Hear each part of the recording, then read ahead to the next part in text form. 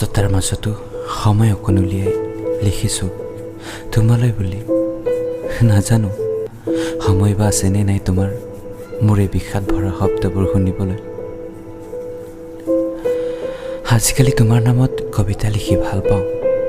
তোমাৰ চকু জুৰিলৈ মনত পেলাই শব্দবোৰ সৃষ্টি কৰি যাওঁ এটা এটাকৈ।